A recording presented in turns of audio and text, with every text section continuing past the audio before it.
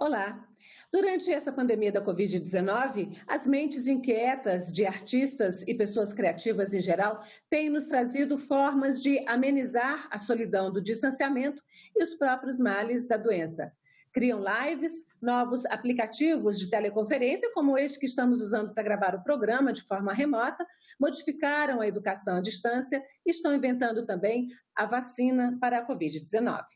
Mas esse setor produtivo, que tem a criatividade como base do trabalho, foi um dos mais atingidos sob o ponto de vista econômico.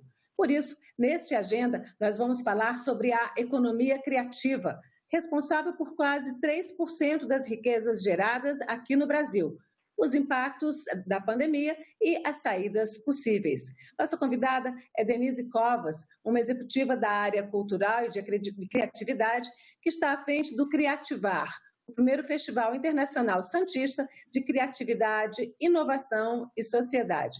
Denise, muito obrigada e bem-vinda ao Agenda Econômica. Obrigada a vocês, agradeço. Olá, tudo bem? Denise, primeira coisa é a gente definir um pouquinho o que é, quando a gente fala em criatividade, a gente pensa em gente que pinta, que desenha, que atua, mas o que é essa economia criativa, o que é um pouquinho esse setor e qual a importância dele para a economia do país?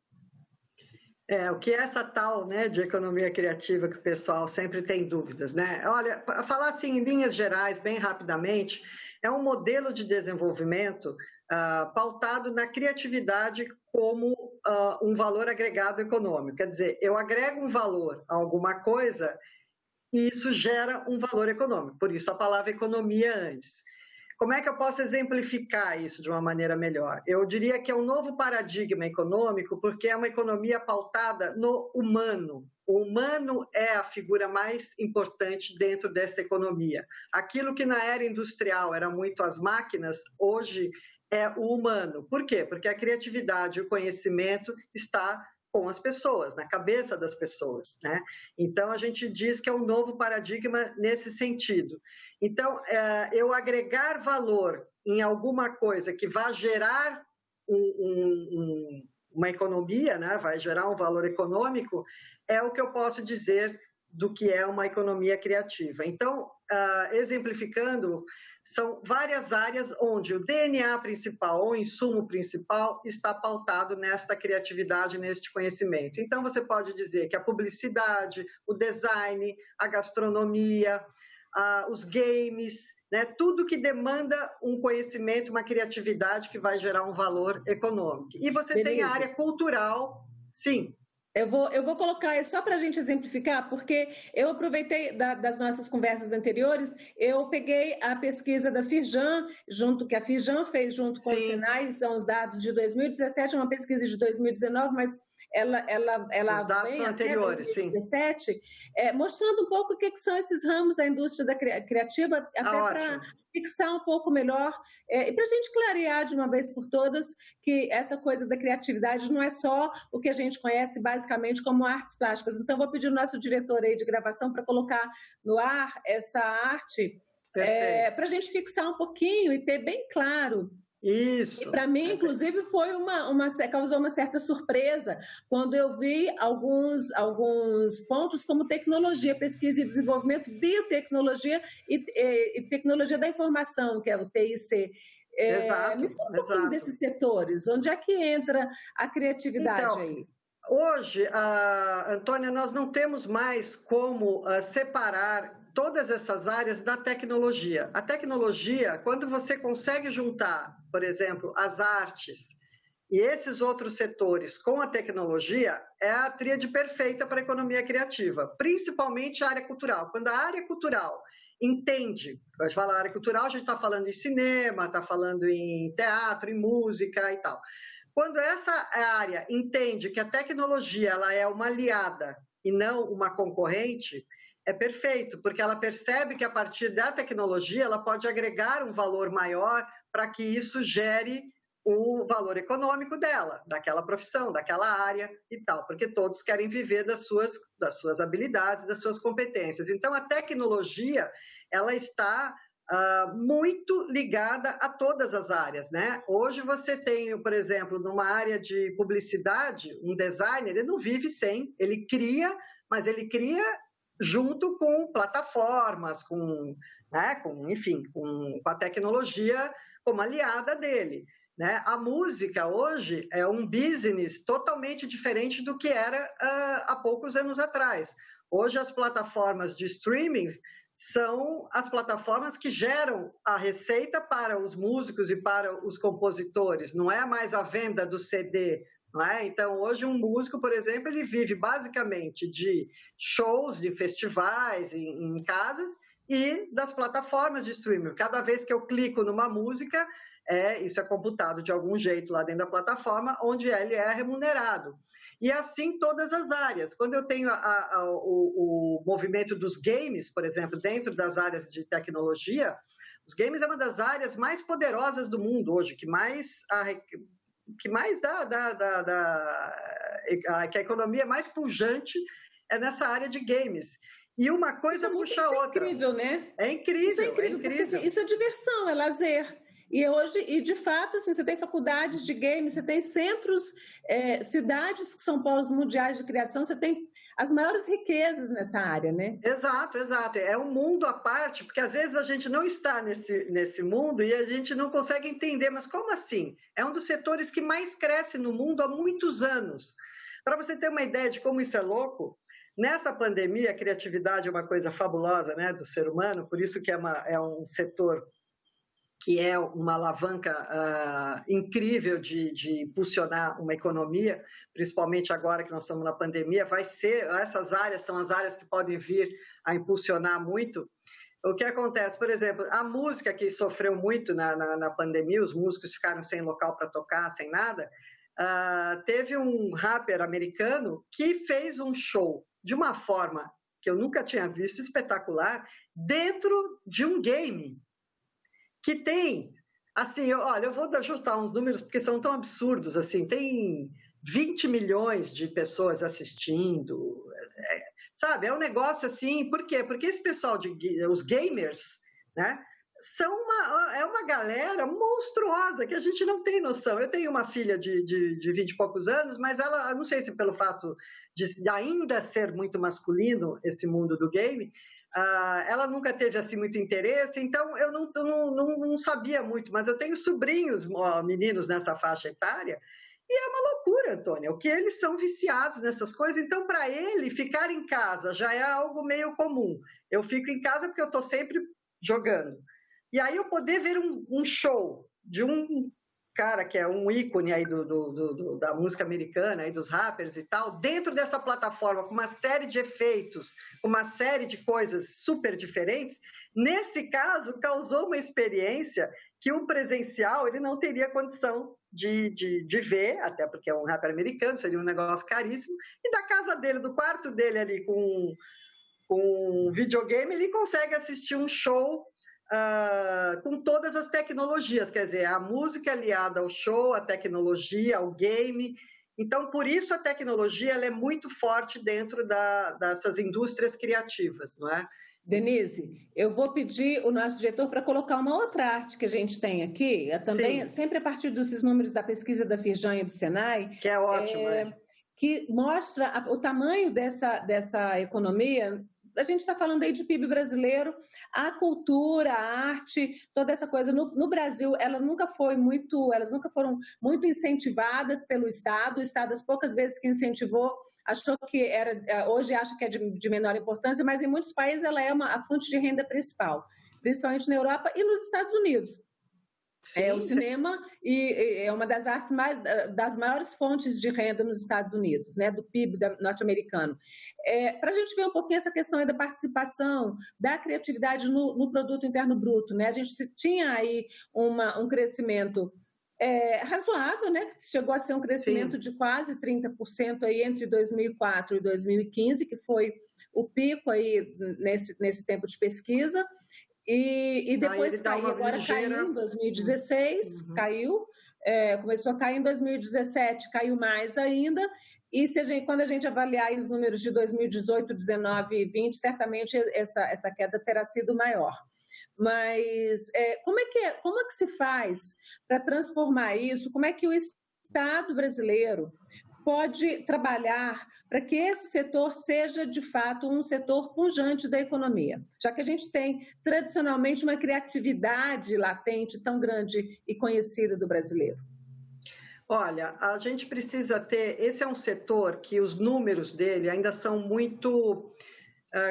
não existe um número, porque, por exemplo, você fala assim, quantos metalúrgicos existem? Você pega aquelas indústrias, soma a quantidade de coisa e faz a soma e chega no número.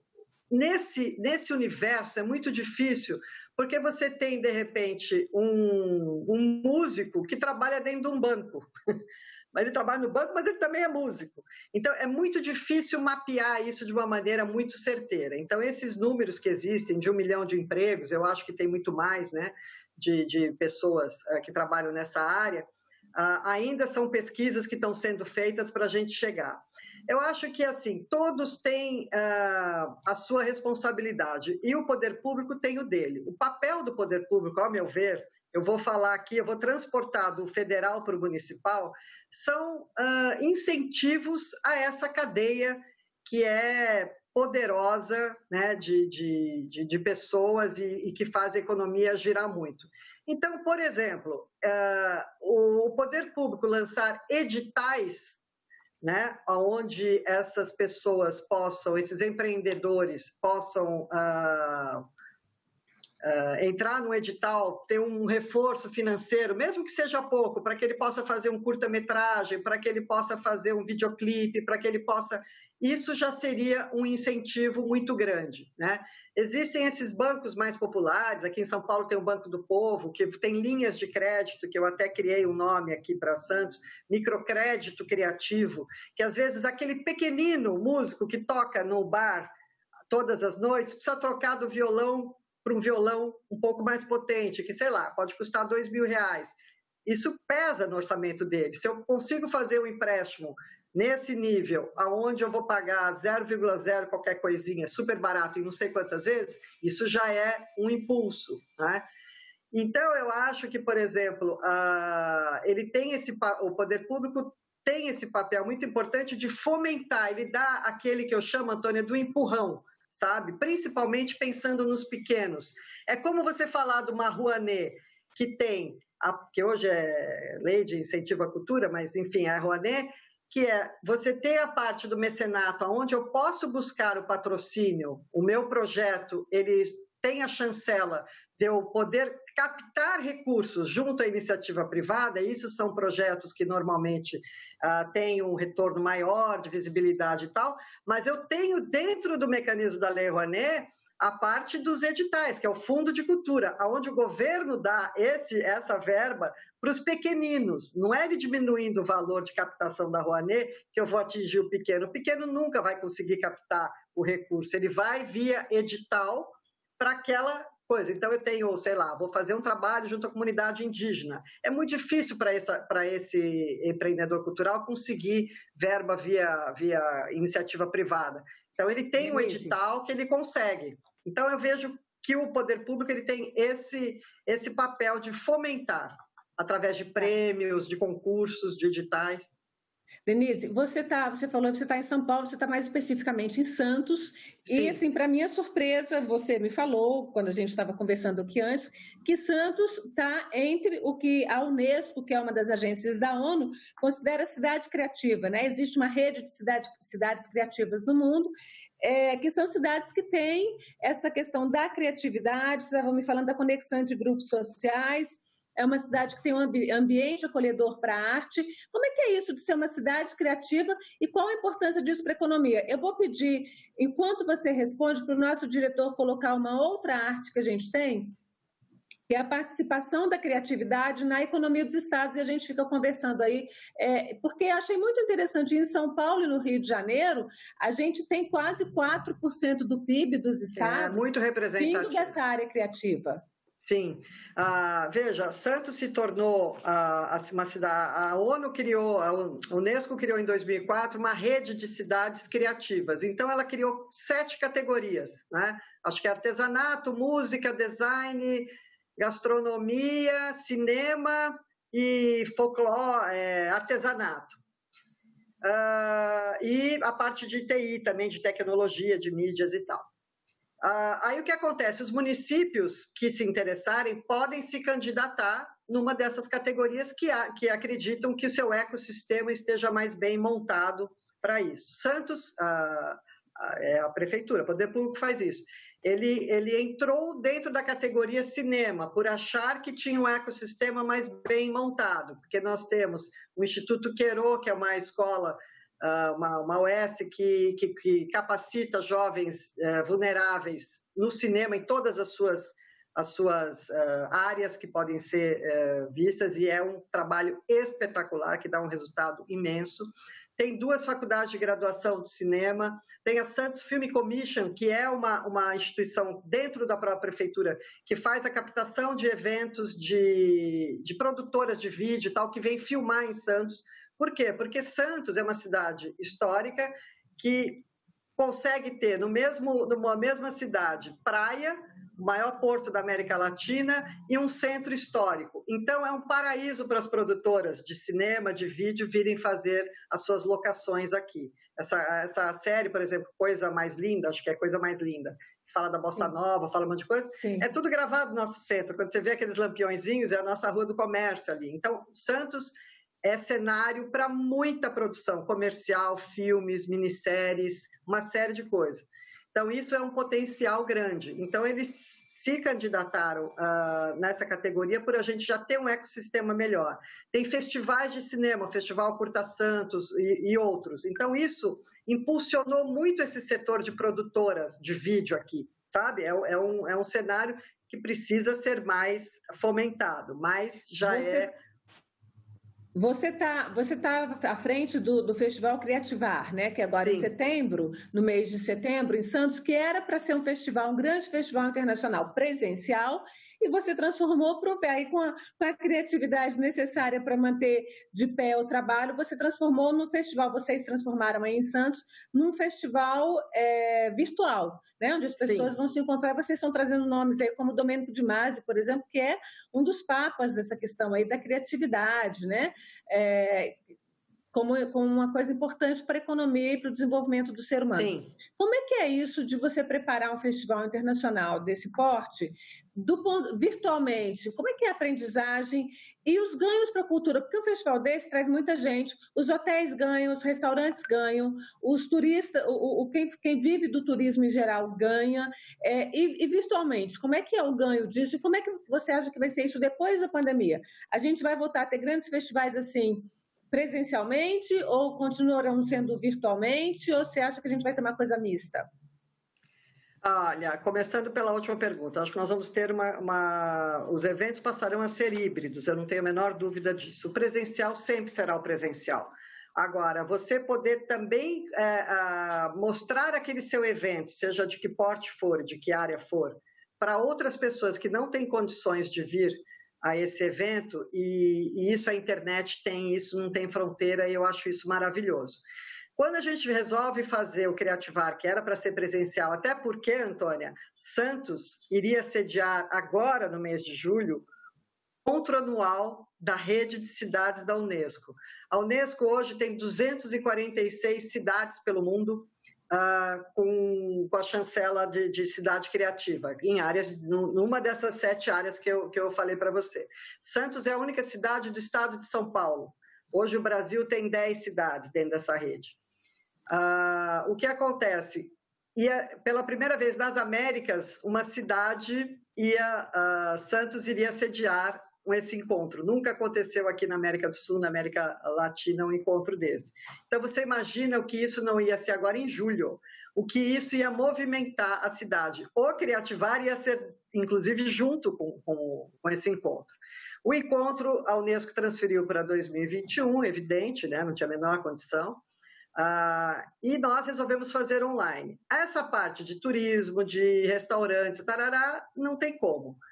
Agora, existe uma compensação do online também, eu acho.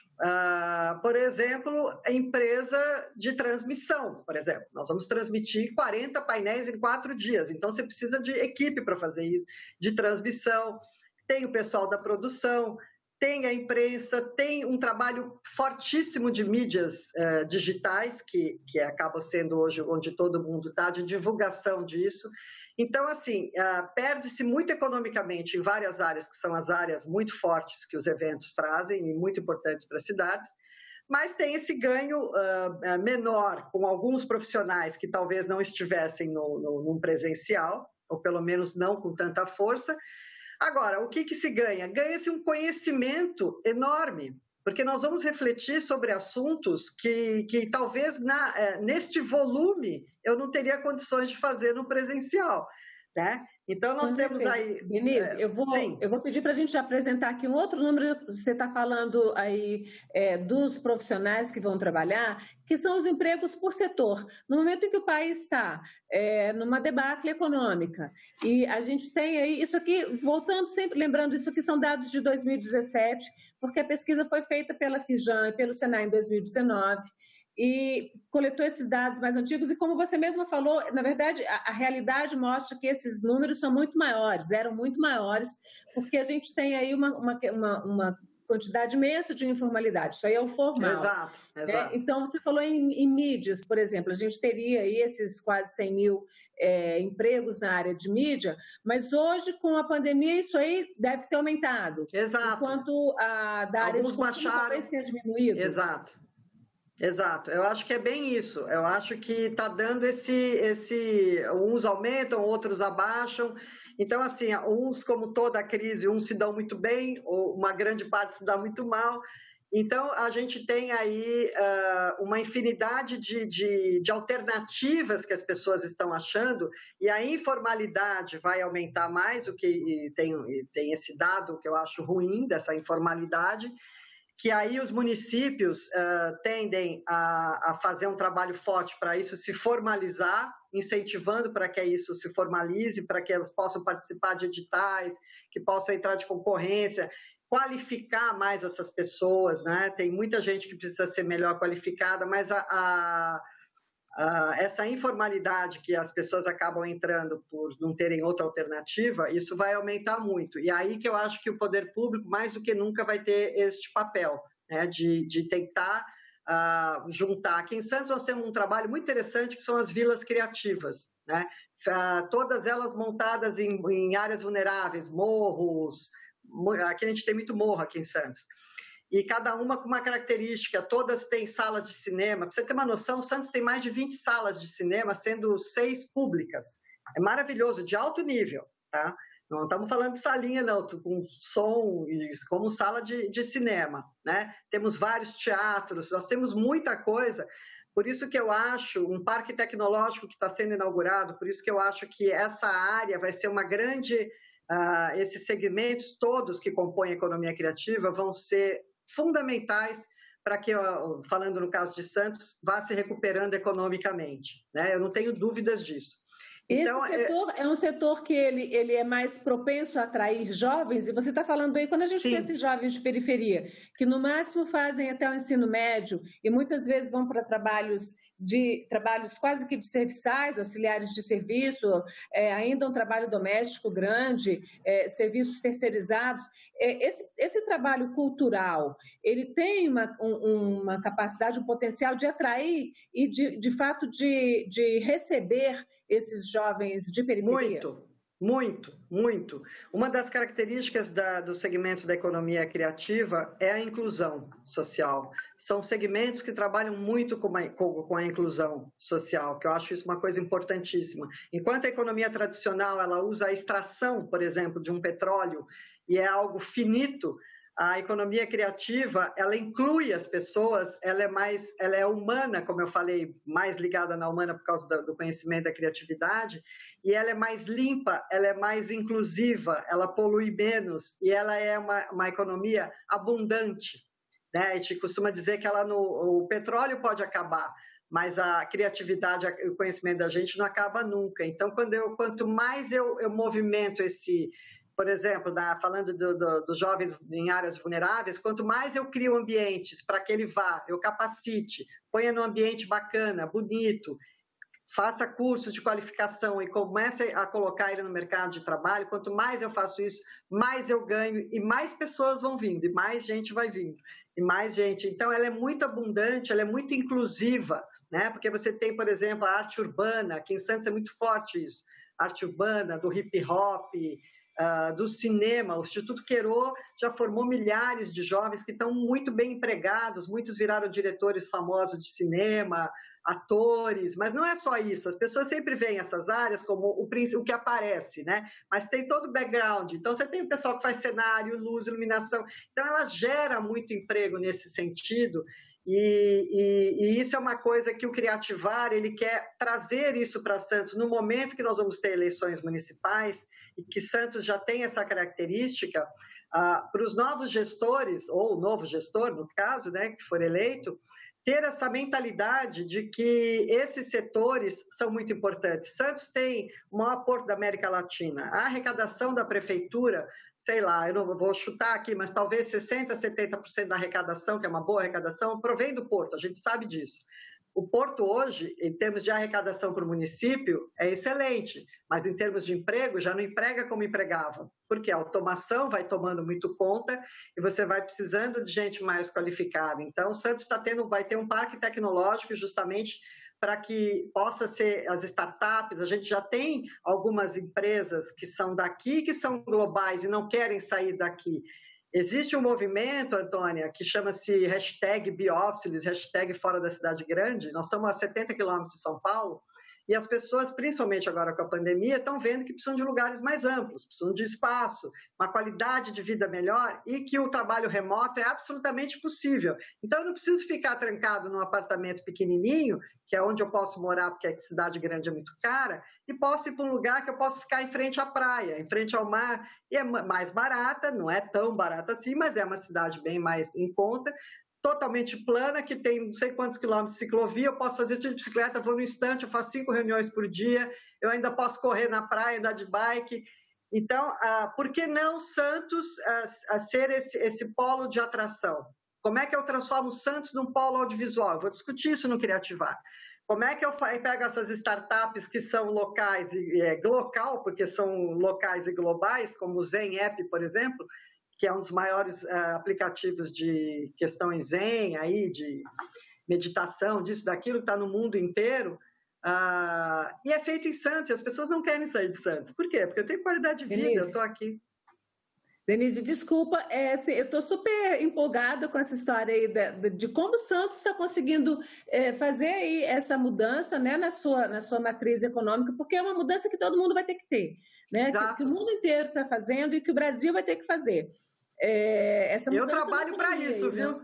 A gente terá um novo normal. Só que agora a gente tem que fechar o programa e eu quero te agradecer muito pela presença aqui e torcer para que esse exemplo de Santos se espalhe pelo Brasil e que o Criativar seja um sucesso. Eu que agradeço. Obrigada pela sua presença. E eu convido todos aqui, só para finalizar, que o Criativar vai acontecer de 24 a 27 de setembro agora, nas páginas do YouTube e do Facebook do próprio Festival Criativar, com 40 painéis, 160 convidados, com diversos temas que cabem para o país todo, de Santos para o mundo para Santos, isso que é muito bacana. O online é isso, né? Não tem fronteiras, a gente tem essa condição. Muito obrigada pelo espaço, viu, Antônio? Bom, e agradeço também a você que nos acompanhou até aqui. Esse programa já está nas nossas redes sociais, veja no canal da TV Senado, que é senado.leg.br/TV, ou no canal da TV no YouTube, que é youtube.com/TV Senado. Muito obrigada e até o próximo.